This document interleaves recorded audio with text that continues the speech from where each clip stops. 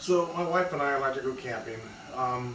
We've done it a couple times since we've been married for 7 years. Not too much when we lived in California, but we've been actually a couple times here in Indiana.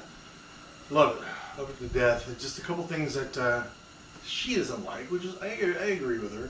She doesn't like sleeping on the floor. And, which is, you know, it is what it is. That's camping. So we've been watching a few videos on how to use your car as a tent. Actually, just someplace to sleep in, because all you really need is a place to sleep in that's warm, first of all, and make it comfortable. And also contained in a certain area to keep everything in one. We'll have a pop-up tent for our food and everything, and everything will be stored outside. Just some place to sleep at night. So I saw a couple of videos. One, I'll give props to Nat Mushroom. He did a great job and really great ideas, which I'm going to take a lot from. Thank you, sir. Appreciate it. But also this other company that they actually make beds for the back of cars. You just give them the model of the car, and they have this thing that they make. It's very, very well done. I like both of those, and I'm going to create something pretty much of both of those together. But most of it's going to be from Nat Mushroom. Great idea. I'm using my tools here, which I do have a chop saw and a couple things. I have a table saw, but I did utilize Lowe's, and I measured everything out, and I had Lowe's make my cuts for me, except for one major cut, which is the very back panel with that the curb that goes by the door, which I'm going to be using my hand jigsaw to get that cut. But other than that, I'm going to put it together. See, I'm almost 6 feet, so I measured from the front seat forward all the way and the back down to the tail end. It's about 6 feet. And my wife, she says she's fine. She's shorter, of course, but she sleeps on her side. It will be cramped for the two of us. Not to say I'm a very overweight guy, but I have a husky guy, and my form is going to be a little bit pushing my wife out of the way probably. But we'll see what happens. So join me as I do this, and most of it will be interacted while it's being done. A lot of speeding up, because I'm not doing this all in one day. I'm going to take a couple days to do this. I do have the weekend. I have 2 days, tomorrow and Tuesday off, and then next week, of course, New Year's, I have Thursday, Friday, Friday, Saturday, and Sunday off. So I will be done for sure by next week, and we'll figure this thing out together. But other than that, if you like it, I do have a couple other things on this website that I play around with. Nothing really to watch. But my wife does a wonderful Dollar Tree haul, or wherever she goes, and the link is down here in the bottom. It's Terri's Thrifty Finds, and her and I do a thing on Sundays, which is Sunday snack day, and we try different treats and snacks from all over the world. And then my father has a great website also. His is Gary the Old Geek Guy. Gary the Old Geek Guy. And what he does is he goes through technology for the older people and those who have hard hearing, eyesight problems, and everything else. My father, he's almost 80, and he's starting to show signs of these problems. So he tries to find the best products, the best use for them, and he goes through these things step by step. So I'll put that link down here also. It will be Gary, the Old Geek Guy, at YouTube also. But, join me on this little adventure, and we'll see how it works out.